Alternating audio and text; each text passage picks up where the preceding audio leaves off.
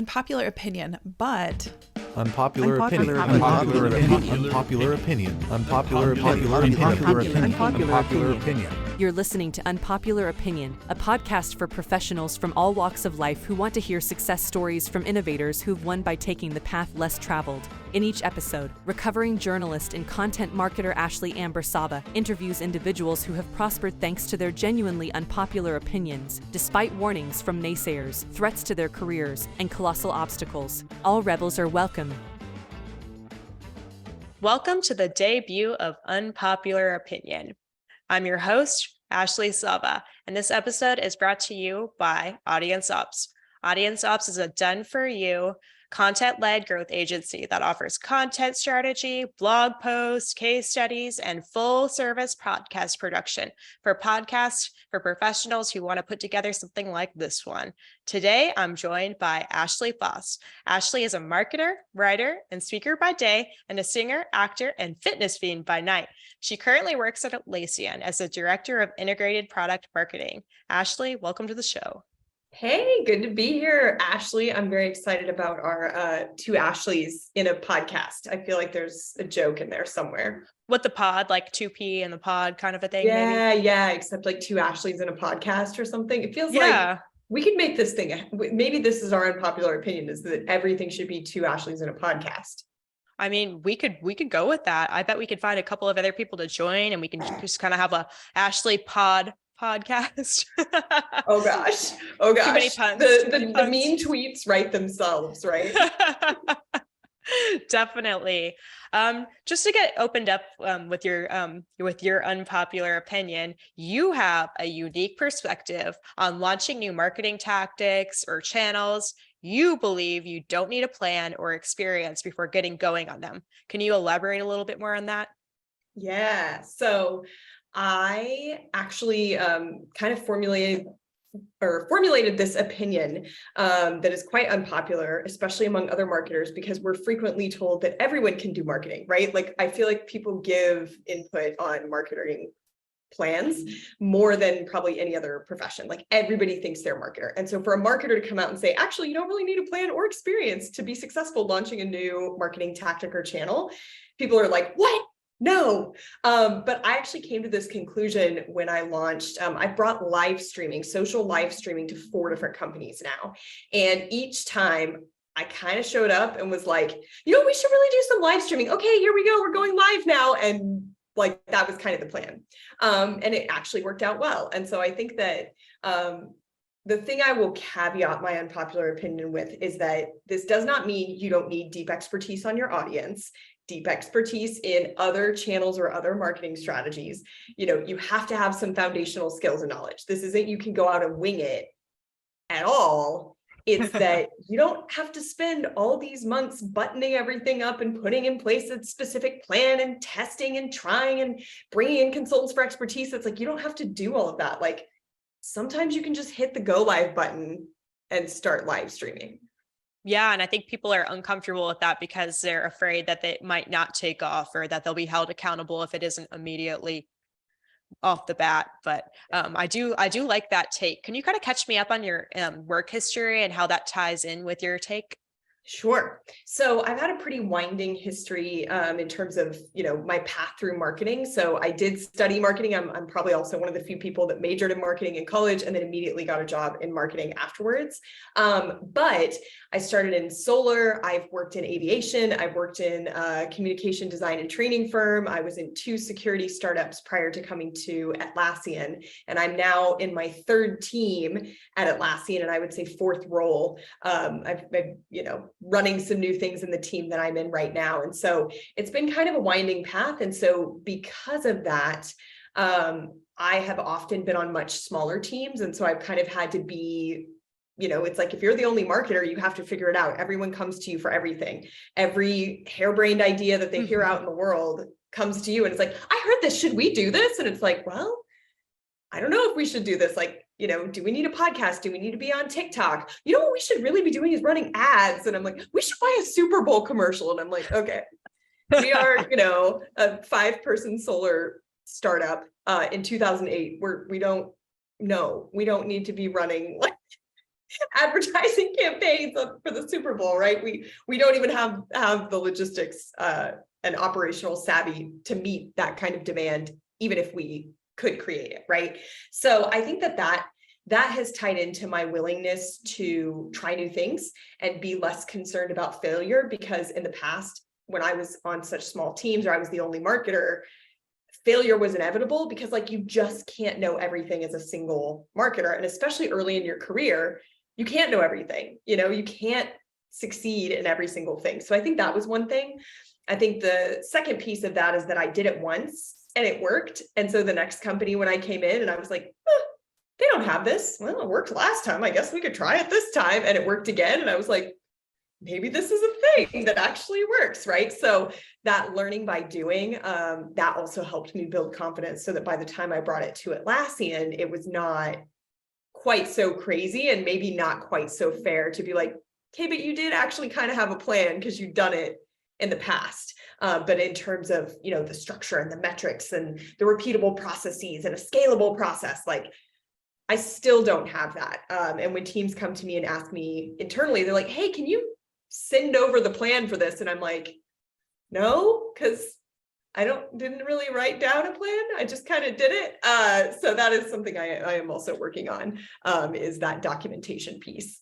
Oh yeah, definitely. And I think anybody who has been on a one person marketing team or a content team can kind of relate to you on a lot of that, especially a lot of all of the ideas coming at you and having to figure out, like, number one, you don't have the bandwidth to do them all. You can't do them all. And number two, for whatever it is, people think that everybody thinks that they're a content expert or a marketing expert or a social media expert, and you don't find that in a lot of the other departments. So it's a little bit more of a unique kind of a situation there. You often kind of hear a version of what you're talking about, and they might call it like, you have to iterate or you have to fail fast, but who knows what that even really means? What's your take on like that, your approach being a little bit more tactical than just doing that? I think often fail fast ends up still getting stuck in the planning phase. And I see this a lot, especially at, now that I'm at bigger companies or in a bigger company and a bigger team, and even with some of my friends at big companies where the like fail fast almost gets stuck in the planning phase, where somebody will put out this grand vision of like, what if in 5 years we're this person? And then they do this whole work back plan for, quarterly and monthly. And so tomorrow we will do the pilot. And then like, they only give you like 1 week for a pilot. And you're like, guys, you just put out this grand vision. You spent 6 months planning the 5-year vision, and you only get 1 to 2 weeks for a pilot. Well, we got to fail fast. Hey, but that's not failing fast. That's not starting. That's not giving it a chance to work. So I think that's one big mindset shift. I'm not suggesting that you do one live stream and then you're done. And if the live stream didn't garner all of the, high fancy metrics that you want, cool, just kill it. And now you failed fast. It's like, no, the plan is to get faster at the execution and say, okay, realistically, how much do we actually need to be able to launch this channel? And in the case of a live stream, most companies already have, social media presence. They've already got Twitter, they've already got YouTube, they've already got LinkedIn. Most of them probably have someone that can speak because they've got people out there doing press or talking to conferences or doing webinars. Okay, they probably have some topics that they want to talk about because, again, marketers like to come up with topics in an editorial calendar. So they've got the foundation. And so if you think about, what if we just try 4 live streams and we say, hey, we're going to, for the month of June, every Thursday, we're going to go live, and it's going to be with this person, and they're basically going to talk about this thing that they just wrote an article on. And we're just going to kind of see how it goes, right? That to me is a lot more fail fast or iterate than taking 5 or 6 months to lay out this huge plan and then work back plan and all of this. And then once you actually launch, you kill it before it even has a chance to get started. I think that is a huge point. I've been in a lot of startups now in marketing, and they'll give a couple of weeks even occasionally for like a new tactic. And they're like, nothing's happening now. We'll just be done with that one and on to the next thing. And you're like, wait, we just planned that for half a year And then we executed on it for a month, and now just you're killing it before it even had an opportunity to take off. Yeah. Well, and I think that the other thing too is like sometimes and this is a bigger thing that I think is a conversation for cross marketing of, the attribution of the metrics. Like for a long time, the saying was, oh, I waste half my advertising budget, but I just don't know which half. And now, MarTech came in and it's like, we'll tell you every little thing. And so if it can't be measured in exactly the way that you think it should be, or all the way, like measuring every little nitty gritty thing, then it's not worth doing. And I think that's the other thing is that sometimes when you do sit down and you overplan, you lay out all of these specific metrics that may not actually be appropriate for that content or for that channel. And that content in that channel could potentially drive something else that's really valuable, but it gets stuck in whatever is the easiest thing to measure. So in the case of live streaming, obviously, one of the easiest things to measure, and it seems like a valuable thing to measure, is live viewers. How many people actually tuned in live? Well, the nice thing about social live streaming is it automatically posts to your feed and it lives there once you finish the live stream.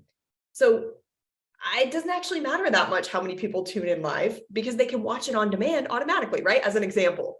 And so I've seen, and I've seen this with my own programs where people get really upset of like, oh, there were only like 10 people live. And I'm like, just give it 24 hours.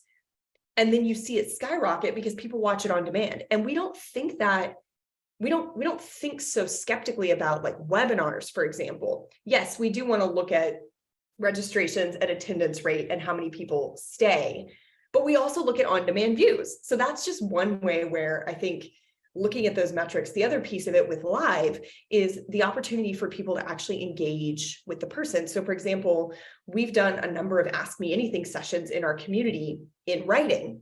And so an easy thing to translate into a live stream is an Ask Me Anything that's live. And now we've started that, right? So maybe it's not about peak live viewers. Maybe it's actually about the quantity and quality of questions that come through in the chat, right? So there's a lot of different ways that you could measure it that if you're not careful, you fall into this trap of focusing in on potentially the wrong thing or missing out on an area that you could lean into.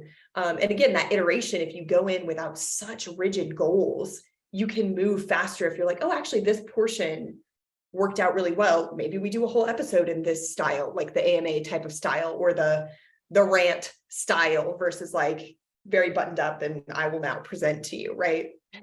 Definitely. I love that. And definitely relatable to me in my job too. Do you have a moment or a project in time that like kind of is a pinpoint that sticks out to you when this was very effective for you, that you were like, from now on, I want to keep executing the way that I'm doing this, maybe teach other people to do it too? Yeah. So I've always been a little bit more of the kind of go rogue where I'm like, I don't know, why can't we do this? Or like, I don't know, I can just do it, right? But I actually think, and I'll keep us in the live streaming journey because I actually think this was kind of the light bulb moment where I'm like, wait a minute, if you build up some adjacent knowledge and adjacent skills, you can apply that more broadly. So when I brought live streaming to Duarte, actually, I had heard about Periscope. This was like almost a decade ago at this point. And I was like, I don't really know, like, isn't it? It's kind of just filming. I don't get it, but like, okay, apparently this is a thing, right? And I was like, maybe we should do this. And so I had gone into Nancy Duarte's office and I was like, yeah, so we're going to do it from your Twitter account and it's called Periscope. And she had pulled it up and she was like, okay, so what do I do? So all I have to do is just like hold the phone and then I just hit the go live button and she hit the button and she was like, it says it's recording. Should I do something? So she turns her phone around to me and I take her phone and I'm like, well, new plan. Hi, everyone. Like Nancy and I were talking about going live and now we're live. So we are off the cuff. Like off the cuff. I was like, we're going to do a little tour of Nancy's office. She happened to have, she was working on her next book. So she had this massive like wall of book content. And so I was like, okay, Nancy, like show us your office and then tell me like, new plan. We're doing a little sneak peek of the book. Like, how is your next book coming? And so she like did a whole thing. And again, she is great. She has excellent energy on camera. She knows her subject matter. She is totally fine with like, as soon as she realized she had done that, she was like, hey, everyone, I accidentally hit the go live button. So now we're going live now. Like she was totally fine. Right. And the fact that I got lucky enough to have somebody who hit the go live button and was like, okay, we're doing this now. She went on that journey with me. And I think that was something where she and I had built that relationship where she had the confidence that she could turn the phone around and be like, I don't know, you need to fix this. And I had the confidence to be like, you know what, new plan, we're going live, right? And I think that I would say is something that really stuck with me about the preparation is in building that trust. It's in building the brand. It's in understanding your expertise, your craft, your audience. If you have all of that, that can often be a big buffer in the amount of planning and work backs and laying out every deliverable and putting out all of the deadlines and making a perfect, Gantt chart or roadmap or something like that. And so I think that was the moment that for me that I was like, all right, I always need to work with leaders who will accidentally hit the go live button and just roll with it, I love that. That is an amazing point. I think that a lot of my most exciting conversations and engagements have been when I didn't have a plan and we just chatted, and it just, that's kind of, I think the pressure is off in a lot of ways too. And you just kind of have to go, you have knowledge. And if you have deep knowledge, then even if you haven't planned everything out, usually you'll be able to kind of carry yourself through that, I think. Yeah. What are the biggest advantages you think on dwelling less on just planning and more on execution? I think the biggest thing is learning quickly. So in the planning stages, everything is theoretical. It's what could go right, what could go wrong, how might we execute, what might we learn, what might we measure. It's all theoretical. Once you actually get in and you start executing, you know how it's going to go. You have the metrics, you have all the awkward pauses, you have the realization that, again, if I were to stick with the live streaming, like I've been in video shoots, for example, where we've paid tens of thousands of dollars to bring in a whole crew and to set everything up, and it's just perfect. And it turns out that the person that we've asked to be on camera is actually terrible on camera. Like we had a customer story, this was years ago. We had, we were doing a whole shoot. We could not get them to say the company name. They just like wouldn't do it. They were like, you did this and y'all did this and you helped me. And we were like, I need you to say the company name. Just say the name. And they couldn't do it. Right. I had another one where same thing, like it was like several days of shoots. And this person was so bad on camera. Like they kept staring at the camera and being like, yes, we will then do this thing. And it was very nice. And I was like, this is so bad. And all the coaching, and it was so bad, right? Like, imagine if you had spent tens of thousands of dollars and that was the energy that you were getting on camera versus that willingness to iterate and be like, hey, we're just going to like grab a couple clips, and you can start to see, does somebody have good hosting energy? Can they talk off the cuff? Are they good on camera? Do they draw the audience in? Okay, now maybe spend your tens of thousands of dollars with that person as the host of whatever this thing is. And the same is true for content, right? Like I test a lot of things on LinkedIn before I turn them into a pitch for a conference or a pitch for, when I get invited on podcasts, I'm like, what do you want to talk about? Right. I go back to the things that I know have resonated with my audience in the past. And I could sit and make out a whole editorial calendar for the whole year all by myself. And then I could put all that out and it could flop because it just isn't good, or it doesn't resonate, or I don't have credibility, right? Putting that stuff out there progressively helps me sharpen my point of view, helps me build that credibility, and it helps me test without having to have this huge investment. So that's the biggest thing, is that ability to get that real-time feedback, the ability to iterate, the ability to invest a small amount of time and sometimes money before you do that huge investment that if you just are sitting there planning, you could invest hours and weeks and thousands of dollars without actually getting any valuable feedback. I love, by the way, that you build a lot in public on LinkedIn. You've tested things like the scheduling feature and a lot of other things that have, how I feel about me not getting my features, but like if you would have come out and published like, oh, it was awful and my engagement went way down, then you would have saved me like a lot of time if I ever did get that feature. Not that I will, but you know what I mean there. Yeah. Oh, thank you. You're very welcome. I will also argue that you should get the feature so that you can test it for yourself. But again, that's another, maybe that's the unpopular opinion to debunk, is that you don't deserve the features. Like, no, she does. I mean, they could be out to get me. Who knows there? Do you think that people that might be like hesitating a little bit to kind of go out and get them like you've been doing, it might be a lack of confidence, or just like they haven't had a lot of good luck, or maybe they're just not deeply knowledgeable enough to pull it off yet?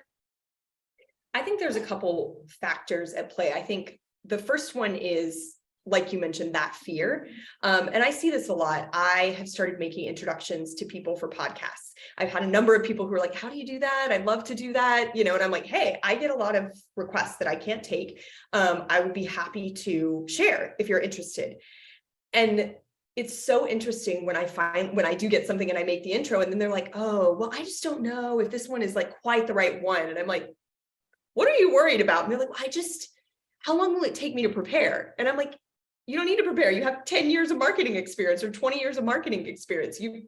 You have been preparing for your whole career. And they're like, well, but I need to write out my whole script. I'm like, no.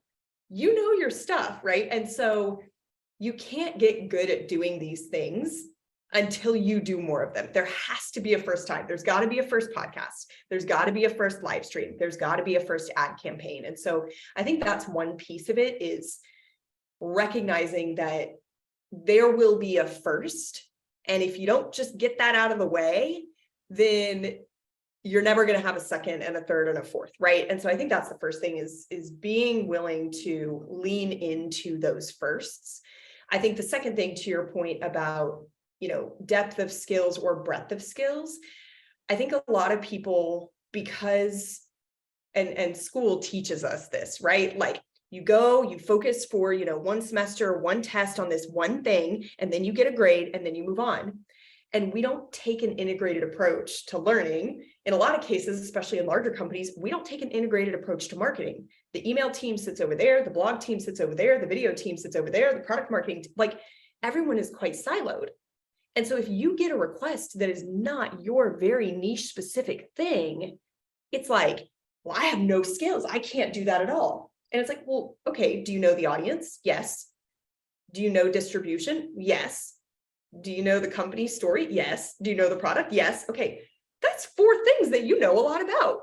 So really the only thing that's missing is potentially writing on LinkedIn or sharing, hitting the go live button or something like that. Right. And I think that's one thing, is having that confidence in the adjacent skills, so that you recognize that the only skill deficit you have is just that one new variable. And I think too many people get concerned that they don't have enough adjacent skills, and they don't make the connection between the adjacent skills and the one new skill. And I think that's something where, because I came up more as a generalist / maybe I'm just a little bit arrogant, I was like, I don't know, I know all these things. This one new thing can't be that hard, right? And so it's like, I was very confident in my adjacent skills, so that the only real unknown was just that one tiny variable. So those, I think, are the 2 things. There's the fear in terms of, it's going to be the first thing that's hard. And then there's also kind of that lack of confidence,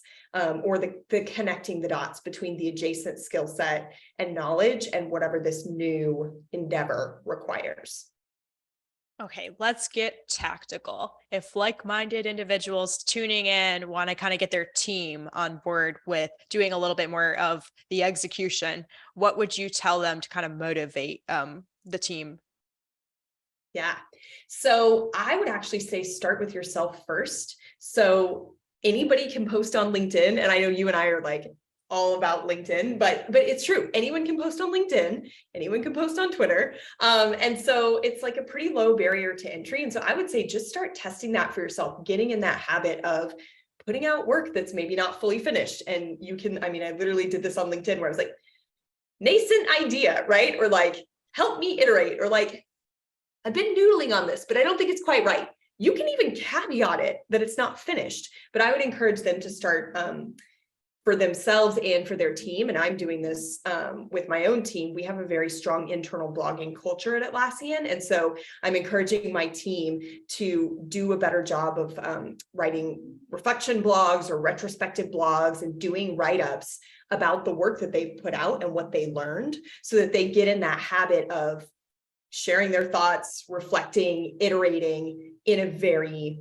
safe way, because nobody's going to come in and be like, why didn't that work? It's like, guys, we're just trying something, like, here's what we learned, right? So I think that's what I would say. And then I think the third thing would be, take a look at your plans. I know a lot of people, especially after the holidays, are coming into, Q1 planning.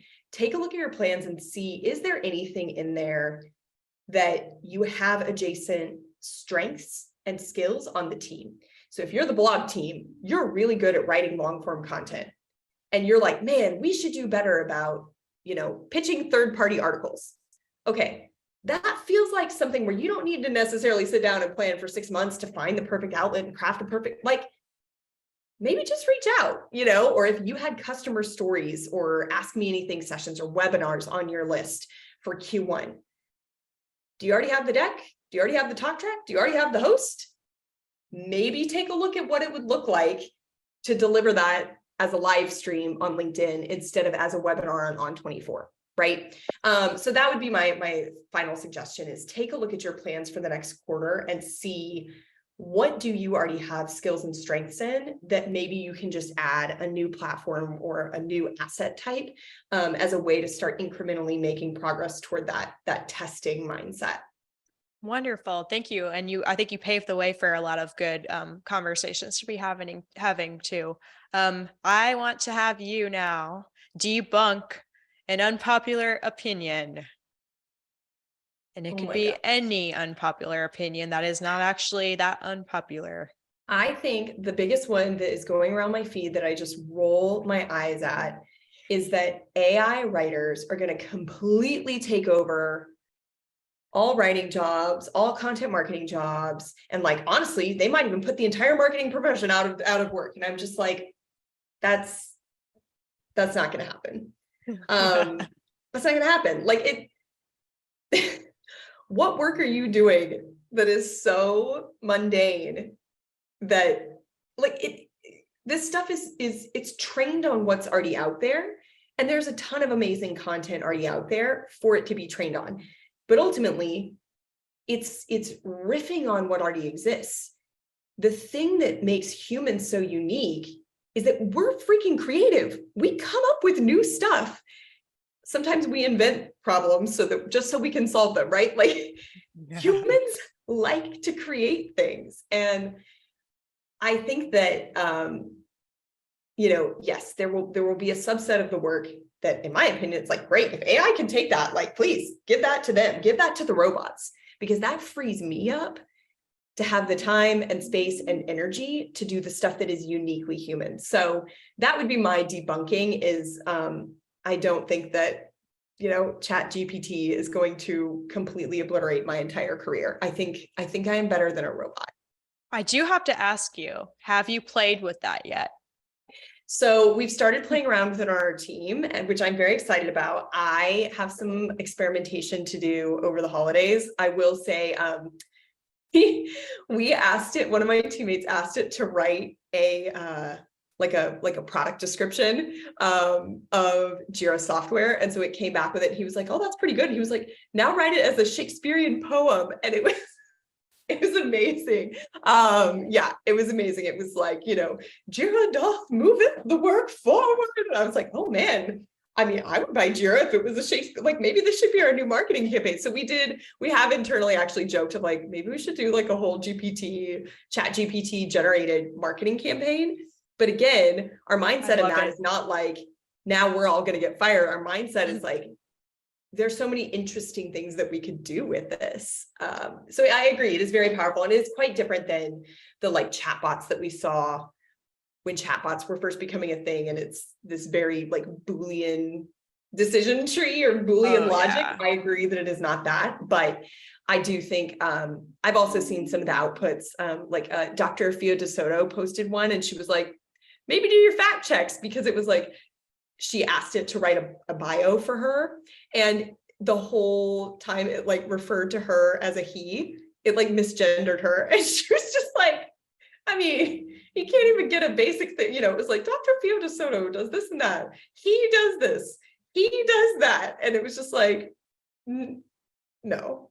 In fact, I am a woman. So I cannot help but want to use it a little bit for at least comedy purposes. Like even if it was just in my family or at home, I'm definitely going to be, I'm mean. So my husband, Danny, has been waiting for like 21, 22 months for his Ford Bronco to get here. It has been built now. The delivery date was between today and the 28th, but it hasn't left. It hasn't been updated in a long time. I know he's not getting it in that window. He does check it every day. He calls the dealer every day. He has been for 21 months. And I did have that chat GDP. I asked it to basically rudely tell him why he was not getting one on time. And it, like, I was in tears. It was so funny. That is amazing. Do you know what's really funny though, on the opposite side? So maybe this is the other reason why I'm so like bearish about that is, so my husband's a software engineer and he got one of the Garmin InReach devices, which is basically if you're, out in a remote location and something happens, you can like push it and it'll send an SOS and it'll send a message, right? So we do kiting, which is like kiteboarding. So he's frequently out like quite far in the ocean. And so he set this up so that if something happened, they would contact me and I could get help, get them to send a boat. The message that he sent me, it looked like a system generated message. So he sent me a message, but he had formatted it like very specifically and like very, whatever. And so he asked me later, he was like, yeah, did you get my email? And I was like, I mean, I got an email. It wasn't from you. And he was like, who do you think it was from? I was like, well, it was from Garmin. And he was like, what? Garmin sent you an email? He was like, show me your email. So I pulled it up and he's like, I wrote this. You think the machine wrote this? And I was like, yep. He's like, what about this made you think it was a machine? And I was like, well, it literally said like, hello, this is a message to set up the Garmin InReach. And it had like a screenshot and it had like but it was so straightforward. I literally thought that it was a system generated message. Oh, I can't get over that. That is funny. It might be like the profession kind of kicking in there too. It's like that half of the brain that we might not have as much of. Yeah, like there was no fluff. There was no like, hi wifey, how's it going? BT dubs. No, very straightforward. Hello, I have set up the Garmin InReach for you. Here is the information that you will need in case of emergency. Well, thank you. Yeah, I mean, I would have been on your boat there. I wouldn't have thought anything that, I mean, I don't know. If I got a message like that, I definitely would have thought it was generated. Right. Thank you. Oh yeah, definitely. So well, you can tell him I'm on your team. You're right. Tell him I'm Team Ashley. You're Team Ashley. Awesome. Again, and we've brought it all the way back around to two Ashleys on a podcast. I love it. I'm gonna be doing, I don't know how I'm gonna fit it in yet, but when I'm scheduling it out, I'm gonna like tie that in. It'll be amazing. Anyway, for the end of it, I want to let people know where they can go to find more Ashley content or just where you're hanging out. I know LinkedIn. Is there anything else that people should know? I mean, I have a Twitter account for as long as Twitter exists. It's at Ashley Faus. But yeah, LinkedIn is going to be the best place, which again, no one is shocked about if they hang out with me and you on the internet. Oh yeah, definitely. Well, thank you for joining my show today. I hope to have you back on again one day. I hope that we can do other Ashley fun things together in the future. Yeah, thanks for having me. Thanks for listening to Unpopular Opinion. This episode was produced by Audience Ops, a content-led growth agency. If you're looking for help launching a podcast, Audience Ops handles all the legwork, so you can focus on providing the subject matter expertise. If you enjoyed this episode, please follow Ashley's show on Spotify, Apple, or YouTube.